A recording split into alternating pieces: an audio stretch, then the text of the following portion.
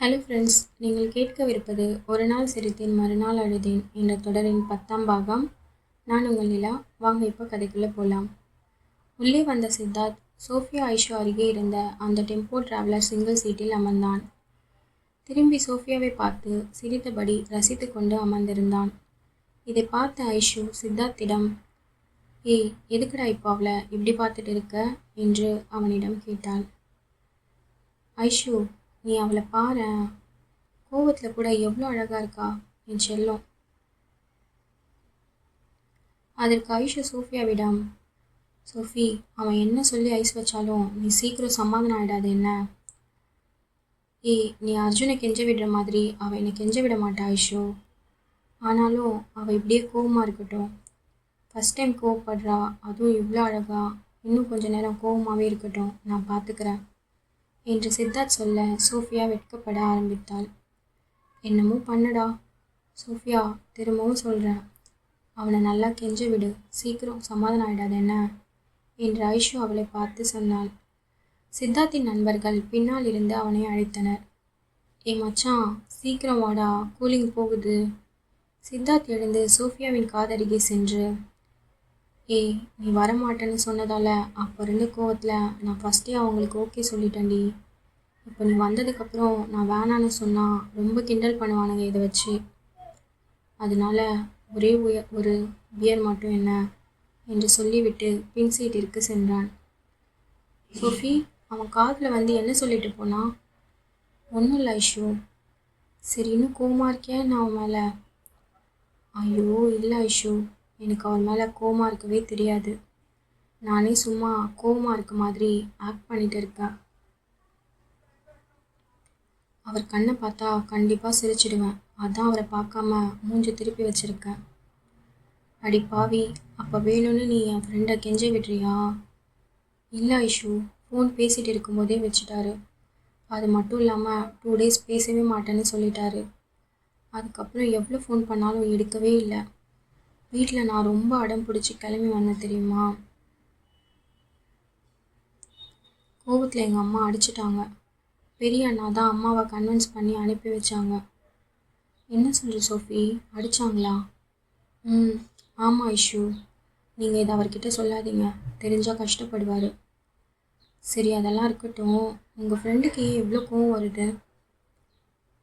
Sophie, உண்மையை சொல்லணும்னா அவன் உன்னை லவ் பண்ண ஆரம்பித்ததுக்கப்புறம் அவன் கோவப்பட்டு நாங்கள் யாரும் பார்க்கவே இல்லை.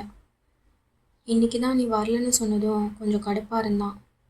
அவன் ரொம்ப மாறிட்டான் சோஃபி, நீ மாற்றிட்ட அவனை என்று இருவரும் பேசி சிரித்தபடி பயணம் செய்து கொண்டிருந்தனர்.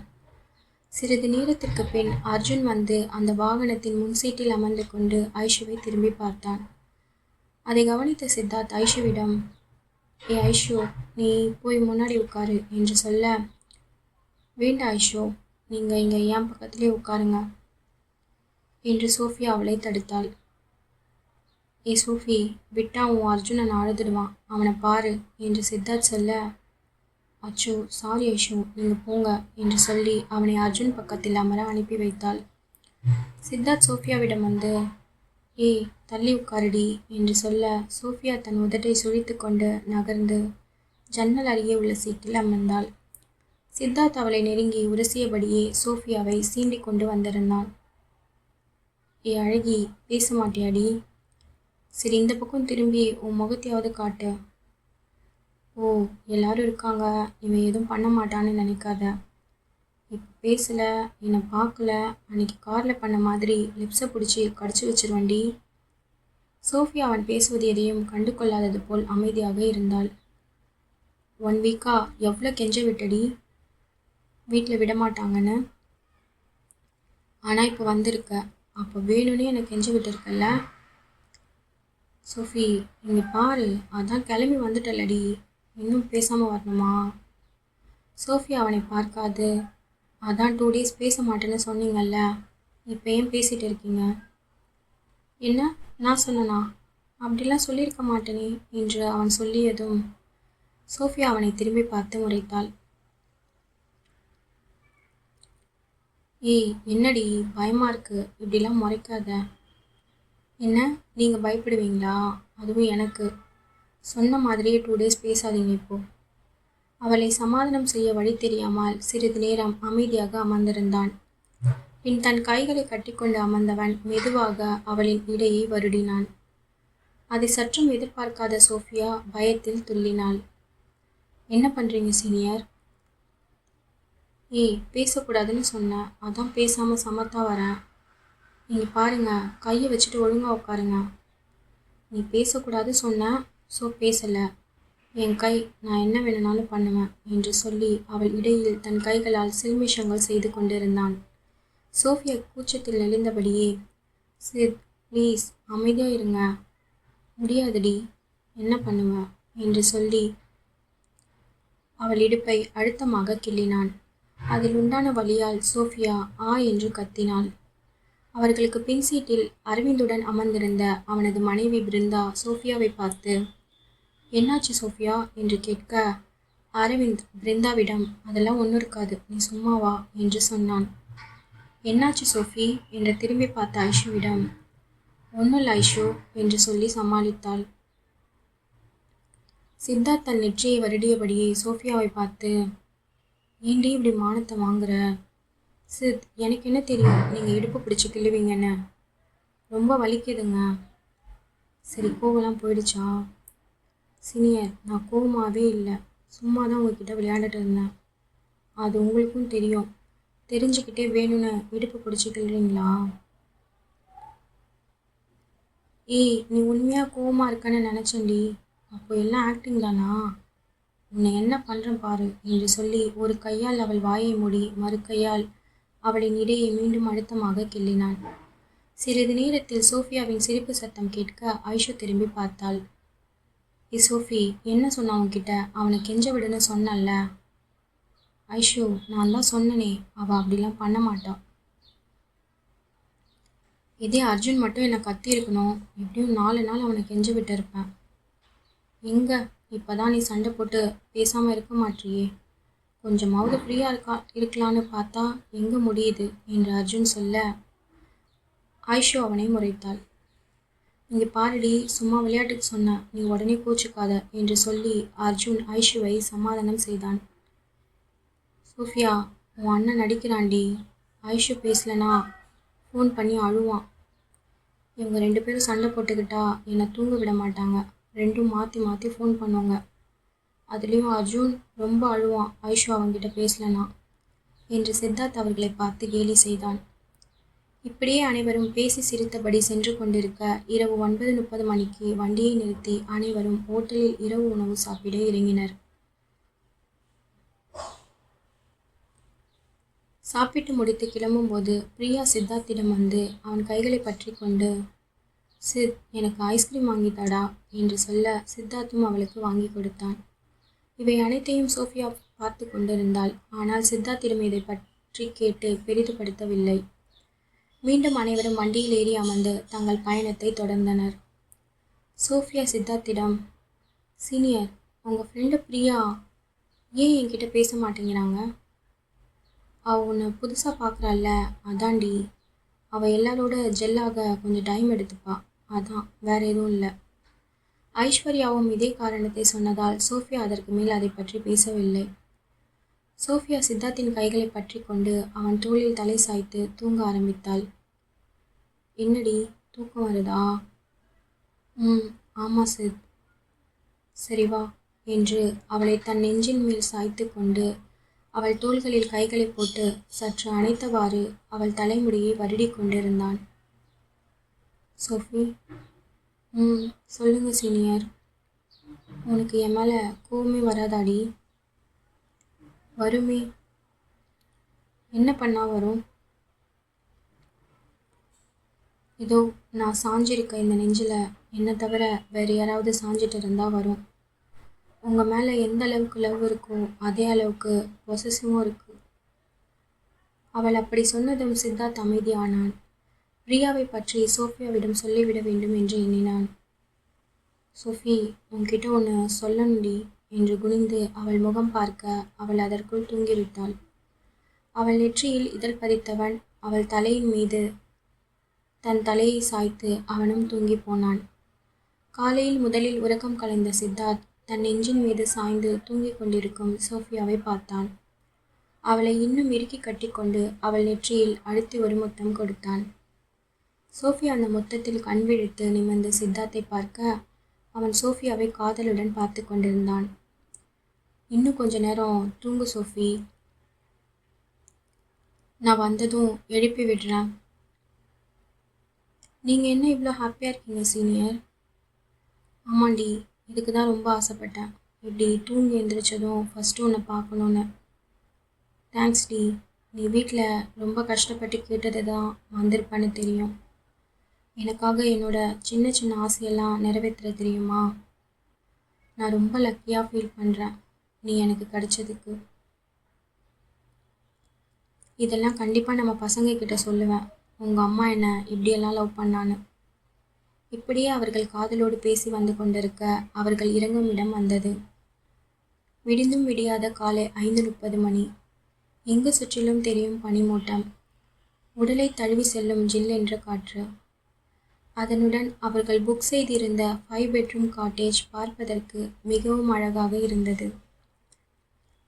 அரவிந்த் பிருந்தாவிற்கு ஒரு அறையை கொடுத்துவிட்டு சோஃபியா ஐஸ்வர்யாவுடனும் சித்தார்த் அர்ஜுனுடனும் பிரியா மற்றும் அவர்களின் இன்னும் 2 பெண் தோழிகள் மற்றொரு அறையிலும் செல்வா மற்றும் இன்னும் 2 ஆண் நண்பர்கள் ஒரு அறையிலும் சென்று சிறிது நேரம் ஓய்வெடுத்துவிட்டு காலை 9:30 மணிக்கு மேல் வெளியே செல்லலாம் என்று கூறிவிட்டு படுக்க சென்று விட்டனர். 9 மணிக்கு குளித்து தன் ஈரக்கூந்தலை விரித்துவிட்டு அறையிலிருந்து வெளியே வந்தாள் சோஃபியா. அங்கே டைனிங் டேபிளில் அனைவரும் அமர்ந்து கொண்டு காலை உணவை சாப்பிட்டு கொண்டிருந்தனர். சோஃபியா அர்ஜுனிடம் சென்று, அர்ஜுன் அண்ணா, சித் எங்க? அவன் இன்னும் தூங்கிட்டு இருக்கான் சோஃபி, எந்திரிக்க மாட்டேங்கிறான், நீ போய் என்னன்னு பாரு என்று சொல்ல சோஃபியா சித்தார்த் தூங்கிக் கொண்டிருக்கும் அறைக்குள் சென்றாள். சீனியர், என்ன இன்னும் தூங்கிட்டு இருக்கீங்க, எந்திரிங்க. அவளை இழுத்து கட்டிலில் அமர செய்து அவள் மடியில் தலை வைத்து மீண்டும் உறங்க ஆரம்பித்தான். சோஃபியா அவன் தலைமுடியை வருடி கொண்டிருந்தாள். அவள் ஈரக்கூந்தலில் இருந்து நீர்த்துளிகள் அவன் முகத்தில் விழுந்தன. கண் விழித்து அவளை நன்றாக பார்த்தான். ஏய், என்னடி இவ்வளோ ஃப்ரெஷ்ஷாக இருக்க? சோஃபியா வெட்கப்பட்டு கொண்டு, நீங்கள் எந்திரிச்சு குளிச்சுட்டு வாங்க, கிளம்பி போகலாம் நம்ம. ஏய், அவங்கெல்லாம் போகட்டும்டி, நம்ம இங்கேயே அன்னைக்கு மாதிரி கட்டி பிடிச்சிட்டு படுத்துட்ருக்கலாமா? கேட்டுட்டேன்டா எல்லாத்தையும். அறைக்கதவு திறந்திருந்ததால் ஐஷு உள்ளே வந்தாள். சோஃபி, நீ என்ன அவனை எழுப்பி விடாமல் மடியில் படுக்க வச்சு கொஞ்சிட்டு இருக்க? ஐஷு, அவன் மடியில் படுத்துட்டு இருந்தா எவ்வளோ சுகமாக இருக்கும் தெரியுமா? ஏய், உன் ரொமான்ஸ் எல்லாம் போயிட்டு வந்து வச்சுக்கூடா, இப்போ போய் குளிச்சுட்டு வா, சாப்பிட்டு போகலாம் எல்லாரும். அனைவரும் கிளம்பி அன்றைய நாளில் எங்கு செல்லலாம் என்று ஏற்கனவே முடிவு செய்தது போல் ஒரு இடமாக சென்று கொண்டிருந்தனர்.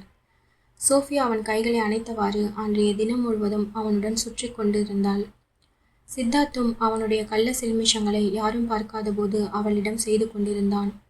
இப்படியே அன்றைய தினம் முழுவதும் போக இரவு அனைவரும் காட்டேஜுக்கு வந்து மீண்டும் குளித்து விட்டு இருந்தனர். இரவு 8 மணிக்கு அங்கு போடப்பட்டிருக்கும் கேம்ப் ஃபயர் முன்பே பெண்கள் அனைவரும் உட்கார்ந்திருந்தனர்.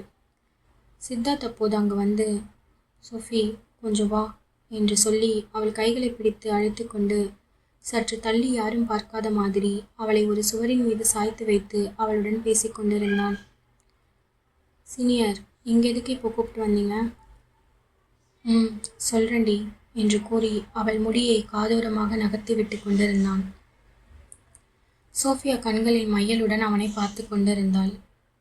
அவளின் பார்வையில் மயங்கியவன் அவளின் இமைகளுக்கு முத்தம் கொடுத்தான். இன்னைக்கு டே எவ்வளோ அழகா போச்சுல்ல சோஃபி. காலையில் கண் முழிச்சதும் உன் கூட தான், இப்போ நைட்டு தூங்க போகிறதும் உன் கூட தான். என்ன, நைட்டு ஒன்றா தூங்க போகிறோமா? ஆமாண்டி. சித், இங்கே பாருங்க, விளையாடாதீங்க. ஏய், இதில் விளையாட என்ன இருக்குது சொல்லு. அவள் காதருகே சென்று அவளின் காதில் மென்மையான முத்தங்களை பதித்தபடியே, நேற்று ஃபோனில் என்ன சொன்ன? கல்யாணம், தாலி இதெல்லாம் தாண்டி புருஷனாக நினச்சி வாழ்ந்துட்டு இருக்குன்னு சொன்னல, அப்போது அந்த உரிமையை நான் எடுத்துக்க வேணாமா என்று அவள் காதருகே முத்தம் கொடுத்தபடியே அவளை பார்த்து கேட்டான். அவனின் கேள்வியிலேயே சோஃபியாவின் இதய துடிப்பு அதிகரித்தது. அவனை பார்த்து மருண்டு விழித்து கொண்டிருந்தாள். சித்தார்த் சோஃபியாவின் இதழை வருடியபடியே, இன்னைக்கு நைட்டு ஃபுல் மீல் சாப்பிடலனாலும் உன்னை சும்மாவும் விட போறதில்லண்டீங்கண்ணா என்று சொல்லி அவள் கைகள் இரண்டையும் பிடித்து கொண்டு அதை அவள் தலைக்கு மேல் தூக்கினான். அவன் பேச்சிலேயே சோஃபியாவின் உடல் முழுவதும் சிலிர்த்து நடுங்கிக் கொண்டு இருந்தது. அவளை இடையுடன் இழுத்து தன் மார்போடு அவள் மார்பு உரசும்படி அவளை அணைத்திருந்தவன், இந்த சீஸ் கேக்கோட லிப்ஸை டேஸ்ட் பண்ணி எவ்வளோ நாள் ஆச்சுல்ல, லாஸ்ட் டைமே மிஸ் ஆயிடுச்சு என்று சொல்லி அவளை முத்தமிட நெருங்கினான். அப்போது செல்வா சித்தார்த்தை அழைத்தான். மச்சான் சித், எங்கடா இருக்க? இங்கே தான் இருக்க செல்வா, தோ 2 மினிட்ஸில் வரேன்டா என்று அவனுக்கு பதில் சொல்லிவிட்டு சோஃபியாவின் இதழை தன் இதழ்களால் பிடித்து கொண்டான். சிறிது நேரத்திற்கு பின் அவள் இதழை விடுவித்தான். சோஃபியா மூச்சு வாங்கியபடியே அவன் முகத்தை பார்க்க முடியாமல் அவன் நெஞ்சில் சரிந்து விட்டாள். ஏன் கையெல்லாம் பிடிக்கிறீங்க? ஆமாம், இல்லைனா நீ சீக்கிரம் தள்ளி விட்டுட்டு விடி என்ன. சரி, என்ன இதுக்கே மூஞ்சி பார்க்க மாட்டேங்கிற? அப்போது நைட்டு பண்ண போகிறதுக்கு நாளைக்கு என்னை பார்த்து பேசவே மாட்ட போல. சித்தார்த்தின் ஒவ்வொரு பேச்சும் சோஃபியாவிற்குள் வெட்கத்தையும் நடுக்கத்தையும் வர வைத்தது. செல்வா மீண்டும் சித்தார்த்தை அழைத்தான்.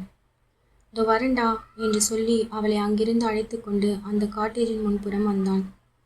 சோஃபி, நீ அங்கே கேம்ப் ஃபயரில் இரு, நான் கொஞ்ச நேரத்தில் வந்துடுறேன் என்று அவளிடம் சொல்லிவிட்டு செல்வாவுடன் போனான்.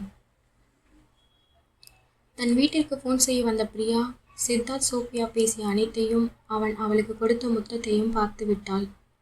அவளால் அதை தாங்கிக் கொள்ள முடியாமல் ஓடி வந்து ஐஷுவை கட்டி கொண்டு அழுதாள். அப்போது அந்த இடத்திற்கு வந்த சோஃபியா என்ன நடக்கிறது என்பது புரியாமல் அவர்களை பார்த்தாள். ஐஷு பிரியாவிடம், பிரியா, இங்கே பாருடி, என்ன ஆச்சு? எதுக்கு இப்போ அழற? சொல்லு பிரியா, கேட்குறல்லடி. இதோ இந்த சோஃபியாவால் தான் அழறேன். இவ எப்போ சித் லைஃப்குள்ளே வந்தாலோ அன்னையிலிருந்து டெய்லி அழுதுட்டு தான் இருக்கேன். சோஃபியா நடப்பது புரியாமல் பிரியா பேசுவதை குழப்பமாக பார்த்தாள். அரவிந்தின் மனைவி பிருந்தா சோஃபியாவின் கைகளை பிடித்து கொண்டாள். பிரியா, என்ன இது, இப்போ சோஃபியா என்ன பண்ணா என்று பிரியாவை பார்த்து கோபமாக கேட்டாள். ஓ ஐஷு, உனக்கும் இப்போ வந்த இவ பெருசாக போயிட்டாள்ல. ஏய், அதெல்லாம் இல்லடி, ஏன் இப்படி பேசுகிற? சித்து நான் எவ்வளோ லவ் பண்ணுறேன்னு உனக்கு தெரியும் தானே? சோஃபியா அதிர்ச்சியில் பிரியாவை பார்த்து, என்ன பிரியா சொல்கிறீங்க? நீங்கள் சித்தை லவ் பண்ணுறீங்களா? ஆமாண்டி, 6 இயர்ஸாக லவ் பண்ணுறேன். ஆனால் அவன் என்னை ஃப்ரெண்டுன்னு சொல்லி அவாய்ட் பண்ணிவிட்டு உனக்கு மட்டும் எப்படி ஓகே சொன்னான்? அப்படி என்னத்தை காட்டி அவனை மயக்கினேன் என்று சோஃபியாவை பார்த்து கோபமாக பிரியா கத்த ஆரம்பித்தாள். பிரியா, ரொம்ப ஓவராக பேசுகிற நீ என்று ஐஷு அவளை அடக்க முயற்சி செய்தாள். என்னை விடு ஐஷு, நான் இவகிட்ட இன்னைக்கு எல்லாமே கேட்டே ஆகணும். அதான் கொஞ்ச நேரத்துக்கு முன்னாடி எல்லாமே பார்த்தனே, அவன் கூட நீ என்ன பண்ணிட்டு இருந்த, என்னெல்லாம் பேசிட்டு இருந்தேன்னு. நான் கூட அவன் உன்னை லவ் பண்ணுறான்னு தப்பாக நினச்சிட்டு இருந்தேன். பட் அவனுக்கு உன் மேலே இருக்கிறது லவ் இல்லை, அது ஜஸ்ட் லஸ்ட்டு மட்டும்தான். உன் மேலே இருக்க ஆசை போனதுக்கப்புறம் அவன் கண்டிப்பாக என்னை தேடி என் காதலை புரிஞ்சுக்கிட்டு வந்துடுவாண்டி. Priya, your crossing your limit என்று ஐஷு அவளிடம் கத்தினாள். சோஃபியாவால் பிரியா பேசிய எதையும் பொறுத்து கொள்ள முடியவில்லை. அவளை அறியாமலேயே அவள் கண்கள் கலங்க ஆரம்பித்தன. இருந்தாலும் பொறுமையுடன், பிரியா, நீங்கள் தப்பாக நினச்சிட்டு இருக்கீங்க, நான் சொல்ல வரதை கேளுங்க என்று சோஃபியா அவளிடம் பேச ஆரம்பித்தாள். ஐஷு அர்ஜுனுக்கு கால் செய்து, அர்ஜுன், கொஞ்சம் சீக்கிரம் வாடா, ஒரு ப்ராப்ளம் என்று பதற்றமாக சொல்லிவிட்டு ஃபோனை வைத்து விட்டாள். அர்ஜுன் பிரச்சனை என்ன என்பது தெரியாமல் அனைவரையும் அழைத்து கொண்டு அங்கே போனான். பிரியா சோஃபியாவிடம், நீ சொல்ல வரத நான் என்ன கேட்கணும்? உனக்கு வயசு என்ன ஆச்சுடி? எப்படி உங்கள் வீட்டில் விட்டாங்க? எப்படி வீட்டில் போய் சொல்லிட்டு வந்து இந்த மாதிரி உன்னால் சுத்த முடியுது? சோஃபியா ஏற்கனவே அதை நினைத்து குற்ற உணர்ச்சியில் துடித்து கொண்டிருந்தாள். பிரியா மீண்டும் அதை சொல்லி காட்டியதும் அவள் கண்களில் இருந்து கண்ணீர் விடாமல் வந்து கொண்டிருந்தன. ஐஷு எவ்வளவு முயன்றும் பிரியா பேசுவதை அவளால் தடுக்க முடியவில்லை. உனக்கெல்லாம் அசிங்கமாகவே இல்லையாடி? அப்பா இல்லாத வீடு தானே, அதான் உன் அம்மா பொண்ணு எங்கே எவன் கூட போனா என்னன்னு அனுப்பி வச்சுட்டாங்க போல என்று பிரியா சொன்னதும் சோஃபியாவால் அதை சற்றும் பொறுத்து கொள்ள முடியவில்லை.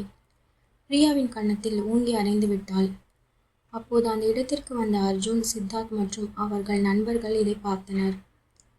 சோஃபியா என்று அவள் பெயர் சொல்லி கத்தி அழைத்தான் சித்தார்த். நடந்தது என்ன என்று தெரியாமல் அவள் கன்னத்தில் கோபமாக அறைந்து விட்டான். அதில் நிலை தடுமாறி விழப்போனவளை ஐஷுவும் பிருந்தாவும் பிடித்து கொண்டனர். தொடரும். இதோட இந்த எபிசோட் இங்கே முடியுது. இந்த கதை உங்களுக்கு பிடிச்சிருந்ததுன்னா இந்த கதைக்கு ஒரு லைக் பண்ணிவிட்டு இந்த கதையை பற்றின கருத்துக்களை கமெண்ட்ஸில் சொல்லுங்கள். இந்த கதை உங்களுக்கு பிடிச்சிருந்ததுன்னா சேனலுக்கு சப்ஸ்கிரைப் பண்ணி சப்போர்ட் பண்ணுங்கள். சப்ஸ்கிரைப் பண்ணி கமெண்ட்ஸ் பண்ணி சப்போர்ட் பண்ணுற எல்லாருக்குமே ரொம்ப பெரிய தேங்க்யூ. இந்த கதையோட அடுத்த பாகத்தில் உங்களை சந்திக்கிறேன். Until then, bye for now from Nila. Thanks for watching.